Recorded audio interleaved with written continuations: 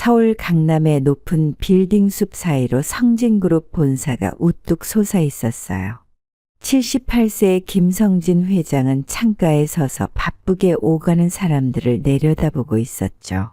평생을 바쳐 일군 회사였지만 오늘따라 모든 것이 공허하게만 느껴졌답니다. 이제는 누구나 아는 글로벌 기업이 되었지만 정작 가장 소중한 것을 잃어버린 채 살아온 세월이 무거운 짐처럼 어깨를 누르고 있었어요. 40년 전 그날의 기억이 다시 떠올랐습니다. 아버님, 제발 혜경이를 용서해 주세요. 저희가 잘못했습니다. 아들의 애원하는 목소리가 아직도 귓가에 생생했어요. 하지만 당시의 성진은 너무나 완고했죠. 상가 식당 주인 딸이 무슨 자격으로 우리 집안에 들어온다는 거냐. 당장 내쫓아라. 그렇게 임신한 며느리를 쫓아냈고 그 후 아들마저 해외 지사로 떠나버렸답니다. 회장실 벽면에는 화려한 수상 경력이 가득했어요. 언론에서는 그를 한국 경제의 신화라고 불렀죠. 하지만 아무도 모르는 서랍 하나가 있었답니다. 그곳에는 며느리의 만삭 사진이 고이 접혀 있었어요. 매일 밤 그 사진을 보며 뉘우치고 후회했지만 자존심이 용서를 구하는 발걸음을 막았답니다. 회장님, 오늘 오후 장학재단 이사회 있으십니다. 비서의 목소리에 성진은 깊은 한숨을 내쉬었어요. 장학재단. 그것도 며느리를 쫓아낸 후 죄책감에 시작한 일이었죠. 가난한 학생들을 돕는다는 명목이었지만 실은 어딘가에 있을 손자를 찾고 싶은 마음에서였답니다. 하지만 40년이 지나도록 그들의 소식은 들리지 않았어요. 사무실 창밖으로는 따스한 봄볕이 비치고 있었지만 성진의 마음속은 여전히 한겨울처럼 차갑기만 했답니다. 오늘은 어떤 학생들이 발표를 한다고 했지. 서류를 넘기던 성진의 눈에 한 이름이 들어왔어요. 김준석 고아원 청소년 자립 지원 프로그램. 그 순간만큼은 그도 몰랐죠. 오늘이 그의 인생의 커다란 전환점이 될 거라는 것을. 오후 2시 성진그룹 대강당에는 장학재단 이사들이 속속 모여들었어요. 성진은 앞자리에 앉아 서류를 뒤적이고 있었지만 마음 한켠이 자꾸 불안했답니다. 마치 오늘 무언가 큰일이 일어날 것만 같은 예감이 들었거든요. 다음은 서울대학교 사회복지학과 대학원생 김준서 학생의 발표가 있겠습니다. 사회자의 말이 끝나자 단정한 정장 차림의 청년이 단상에 올랐어요. 청년의 눈빛은 마치 젊은 시절 자신의 아들을 보는 것만 같았어요. 특히 말할 때마다 왼쪽 눈가가 살짝 찡그려지는 모습은 아들과 똑같았답니다. 제가 제안하는 프로그램은 제 어머니의 꿈이기도 합니다. 고아원에서 평생을 사회복지사로 일하시다 돌아가신 어머니께서. 성진의 귀에 고아원이라는 단어가 크게 울렸어요. 준서가 발표를 위해 가방에서 자료를 꺼내는 순간이었어요. 낡은 수첩 사이에서 바랜 사진 한 장이 살그머니 떨어졌답니다. 성진의 눈이 크게 떠졌어요. 그 사진 속에는 40년 전 자신이 내쫓았던 며느리의 모습이 담겨 있었으니까요. 젊은 시절 혜경의 모습은 마치 어제 본 것처럼 선명했어요. 수화기를 들고 환하게 웃고 있는 모습, 분명 자신이 아들 내외에게 선물했던 전화기 앞에서 찍은 그 사진이었습니다. 죄송합니다. 허둥지둥 사진을 줍는 준서의 모습에서 성진은 또 한 번 놀라움을 감출 수 없었어요. 준서가 사진을 주우며 보인 옆모습은 젊은 시절 아들의 모습 그대로였거든요. 특히 귀 뒤에 작은 점까지 마치 복사한 듯 닮아 있었답니다. 어머니의 유품인데 항상 가지고 다닙니다. 돌아가시기 전 이 사진만은 꼭 간직하라고 하셨거든요. 성진은 숨을 쉴 수가 없었어요. 목걸이를 느슨하게 풀어보았지만 가슴 한가운데가 너무 답답했답니다. 40년을 찾아 헤맨 손자가 바로 눈앞에 있다니. 더구나 며느리는 이미 세상을 떠났다는 걸 알게 되다니. 발표는 계속 이어졌지만 성진의 귓가에는 아무것도 들리지 않았어요. 오직 며느리의 마지막 모습을 상상하며 가슴 한편이 무너져 내리고 있었답니다. 어머니는 고아원의 사회복지사셨습니다. 혼자 저를 키우시면서도 다른 아이들을 위해 헌신하셨죠. 준서의 발표는 계속되었어요. 성진은 가슴이 미어지는 것을 느꼈답니다. 자신이 내쫓은 며느리가 얼마나 힘든 삶을 살았을지, 어떻게 홀로 아이를 키웠을지 생각하니 눈시울이 뜨거워졌어요. 대강당 스크린에는 한 고아원의 모습이 비춰졌어요. 이곳이 제가 자란 천사의 집입니다. 어머니는 이곳에서 20년간 아이들의 어머니였죠. 화면 속에는 아이들과 함께 환하게 웃고 있는 혜경의 모습이 보였어요. 세월은 흘렀지만 그녀의 눈빛만큼은 여전히 따뜻했답니다. 어머니는 늘 말씀하셨어요. 준서야, 내가 받은 사랑을 다른 이들에게도 나누어 주렴 하고요. 갑자기 준서의 목소리가 떨렸어요. 3년 전 어머니는 암으로 돌아가시기 전 마지막으로 이런 말씀을 하셨어요. 준서야, 내 할아버지를 원망하지 마라. 그분도 나름의 이유가 있으셨을 거야. 성진은 손으로 얼굴을 가렸습니다. 며느리의 마지막 말이 비수가 되어 그의 가슴을 파고들었답니다. 어머니는 매년 이 사진을 보시며 울었어요.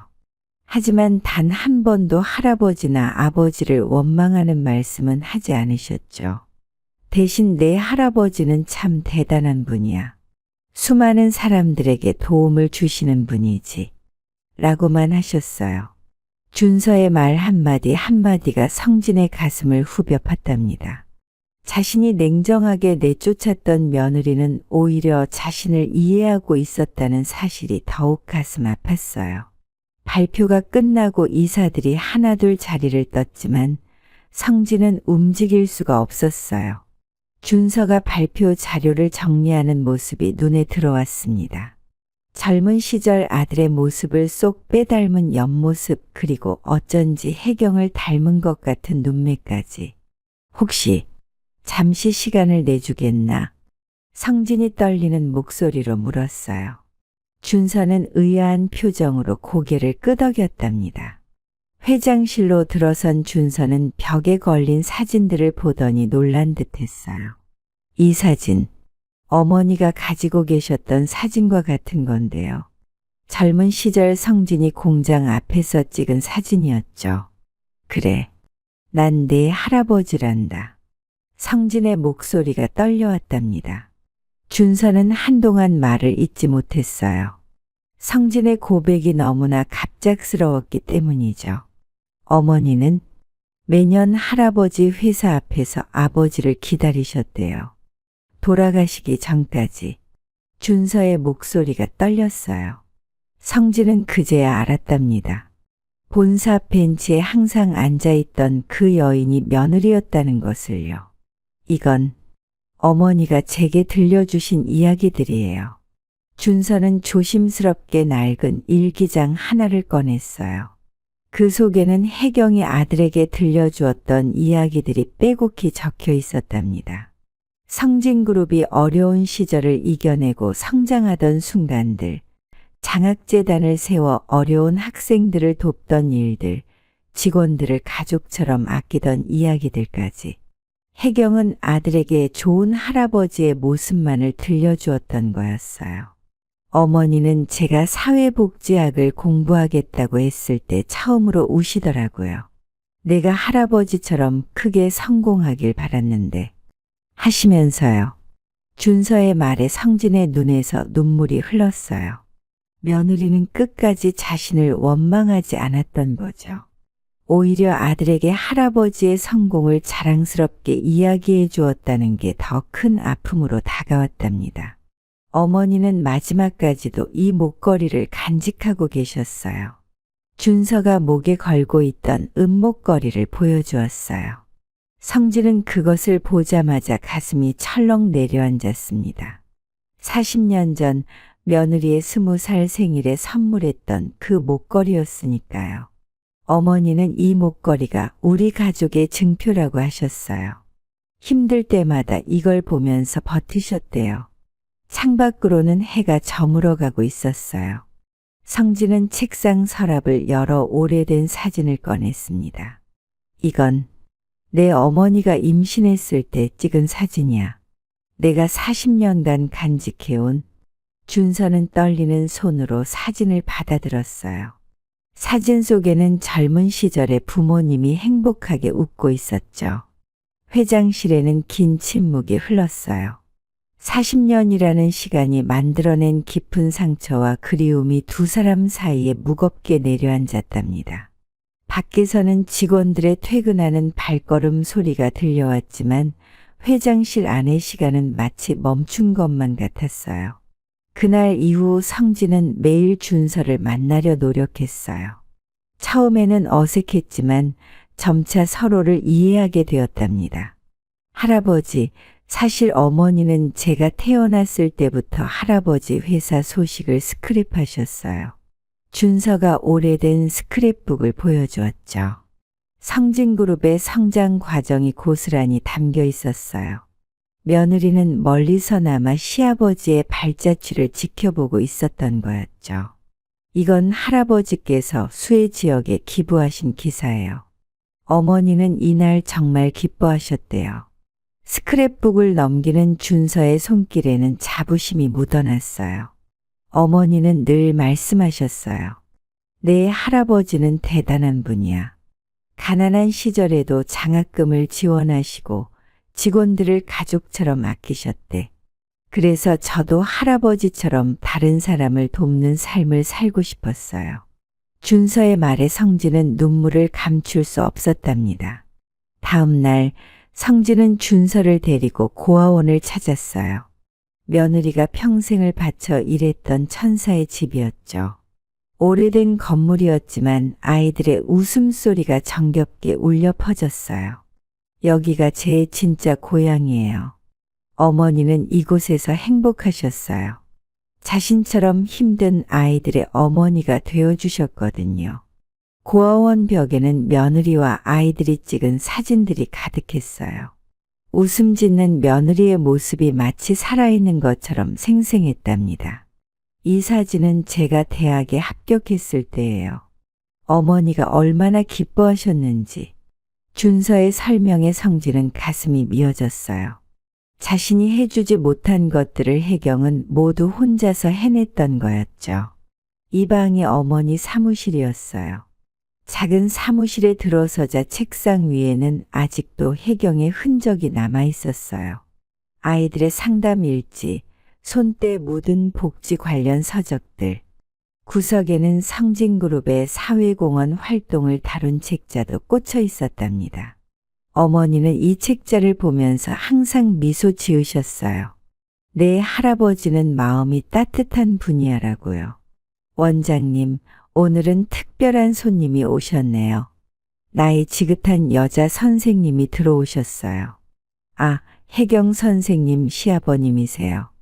준서의 말에 선생님은 눈물을 글썽였답니다. 혜경 선생님은 정말 대단한 분이었어요. 마지막까지도 아이들을 걱정하시다 가셨죠. 그리고 늘 시아버님 자랑을 하셨어요. 손자가 할아버지를 꼭 만났으면 좋겠다고. 돌아오는 차 안에서 성진은 준서에게 물었어요. 내 아버지, 지금도 미국에 있니? 준서는 조용히 고개를 끄덕였어요. 어머니가 돌아가신 후에도 아버지는 오지 못하셨어요. 할아버지께 죄송스러워서. 성진은 깊은 한숨을 내쉬었답니다. 이제는 아들도 다시 데려와야 할 때였어요. 성진은 곧바로 미국 지사로 연락을 했어요. 아버님, 정말 죄송합니다. 전화 너머로 들려온 아들의 목소리는 여전히 죄스러움으로 가득했답니다. 이제 돌아오거라. 내 아들도 나도 너를 기다리고 있다. 성진의 말에 전화 너머로 훌쩍이는 소리가 들렸어요. 아들은 다음 날 바로 비행기 표를 예약했답니다. 40년 만에 귀국이었죠. 그 사이 공항은 훨씬 더 커지고 현대화되었지만 세 사람의 마음은 40년 전 그날에 멈춰 있는 것만 같았어요. 아버지.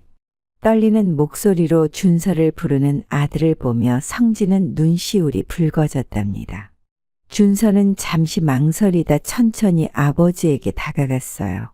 어머니가 항상 말씀하셨어요. 아버지도 많이 힘드셨을 거라고. 할아버지 회사를 위해 미국으로 가신 거라고요. 준서의 말에 아들은 더욱 큰 죄책감에 휩싸였어요. 아내는 끝까지 자신을 이해해 주었던 거죠. 이제부터라도 내가 진짜 아버지가 되어줄게. 그날 밤 세 사람은 성진의 집에서 오랜 이야기를 나눴어요. 아들은 미국에서의 생활을, 준서는 어머니와의 추억을, 성진은 그동안의 후회와 그리움을 이야기했답니다. 식탁 위에는 혜경이 좋아했던 된장찌개가 놓여 있었어요. 어머니가 항상 이렇게 끓여주셨어요. 할아버지가 된장찌개를 좋아하신다고 들었다면서. 다음 날 가족은 함께 며느리의 산소를 찾았어요. 봄바람이 살랑이는 날이었답니다. 성진은 무덤 앞에 무릎을 꿇고 오랫동안 말없이 울었어요. 며느리의 일생을 생각하니 너무나 미안하고 가슴이 아팠답니다. 우리 며느리, 끝까지 대단했구나. 이렇게 훌륭한 아들을 키워주어서 고맙다.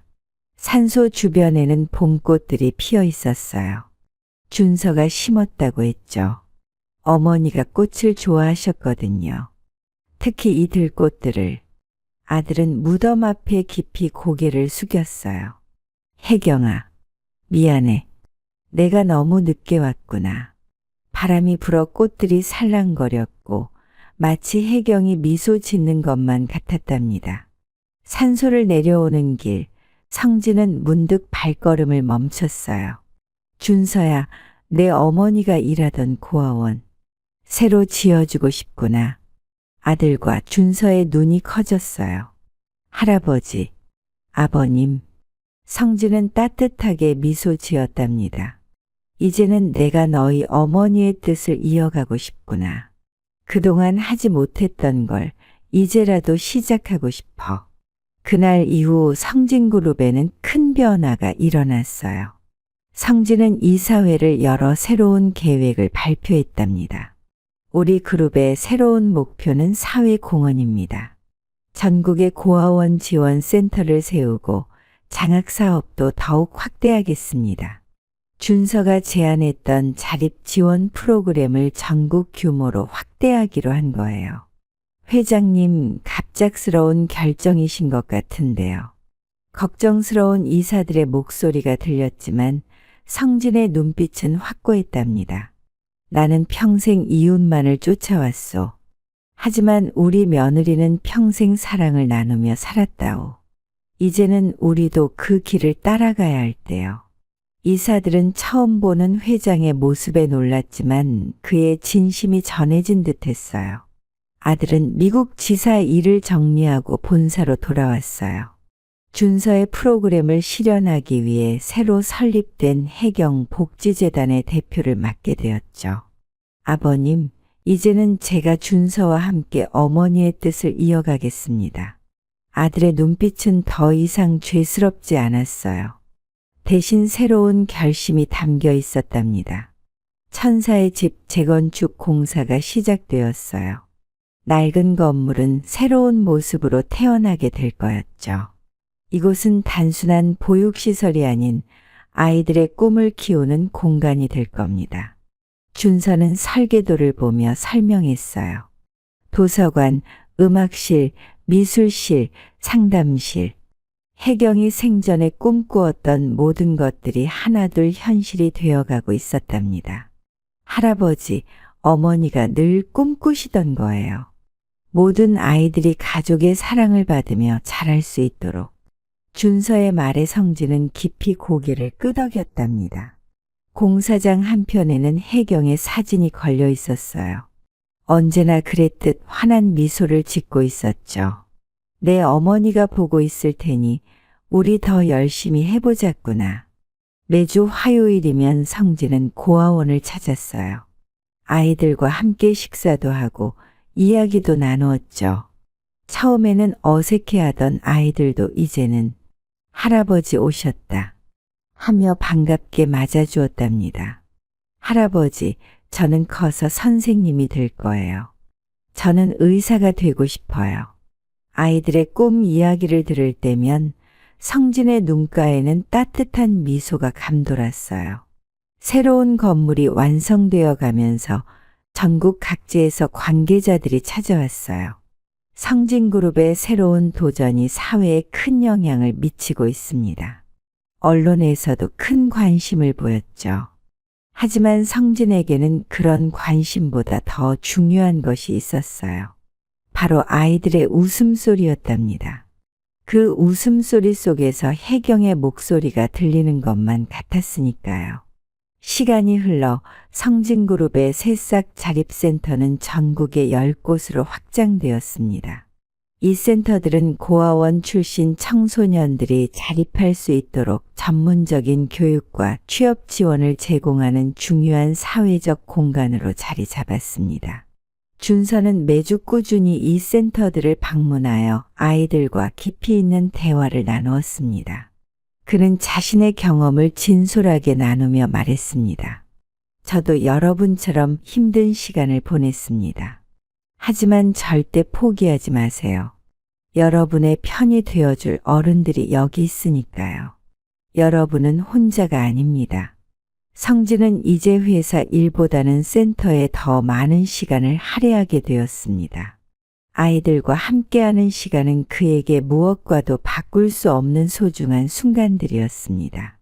아이들의 순수한 눈빛을 마주할 때마다 그는 며느리가 평생 이런 마음으로 아이들을 사랑하고 돌보았다는 것을 더욱 깊이 이해하게 되었습니다. 그의 내면에서는 과거의 편견과 오해들이 녹아내리고 진정한 사랑과 이해의 감정이 꽃피우고 있었습니다. 아들의 변화 또한 눈에 띄었습니다.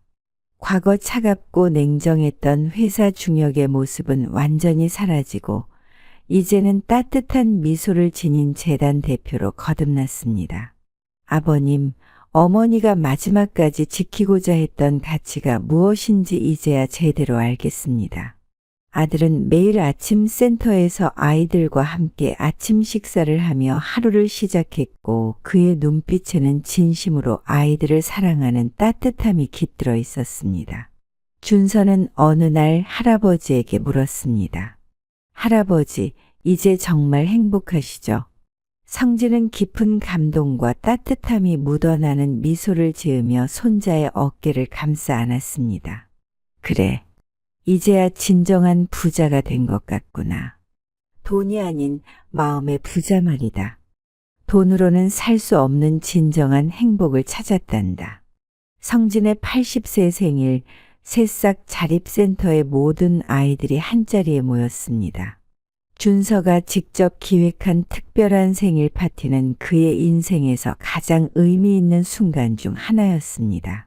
할아버지, 이제는 제가 선물을 드릴게요. 준서는 감동적인 영상 하나를 틀었고 그 속에는 어머니가 생전에 미리 녹화해둔 감동적인 영상 편지가 담겨 있었습니다. 그 영상에서 며느리는 말했습니다. 아버님, 제가 이 영상을 보고 계실 때는 이미 이 세상 사람이 아닐 거예요. 하지만 걱정 마세요. 저는 정말 행복했습니다. 준서를 키우며 또 다른 아이들의 어머니가 되어주며 살 수 있어서 감사합니다. 영상 속 며느리의 모습에 성진의 눈에서는 뜨거운 눈물이 흘러내렸습니다. 파티가 끝나고 성진은 창가에 서서 먼 하늘을 바라보았습니다. 40년 전 자신의 완고함으로 며느리를 내쫓았던 그 고통스러운 순간들이 마치 영화처럼 스쳐 지나갔습니다. 하지만 이제는 더 이상 과거의 후회에 매달리지 않기로 했습니다. 대신 며느리의 꿈을 이어가는 것, 그것이 진정한 속죄의 길이라고 굳게 믿었기 때문입니다. 할아버지, 이제 들어가시죠. 내일도 아이들과 약속이 있잖아요. 준서의 다정한 부름에 성진은 부드럽게 고개를 끄덕였습니다. 이제 그의 하루하루는 새로운 희망과 사랑으로 가득 찼습니다. 과거의 돈과 명예가 전부였던 삶은 이미 멀리 사라졌고 대신 따뜻한 가족의 품과 아이들의 밝고 순수한 웃음이 그의 인생을 온전히 채우게 되었습니다. 그렇게 성진은 진정한 행복이 무엇인지 깨달았습니다. 며느리가 평생 보여주었던 사랑과 용서의 가치를 이제는 그도 적극적으로 실천하며 살아가게 된 것입니다. 그의 삶은 과거의 냉담함에서 벗어나 사랑과 희망의 여정으로 완전히 변화했고, 이제 그는 자신의 남은 삶을 아이들을 위해 헌신하며 살아갈 것을 다짐했습니다.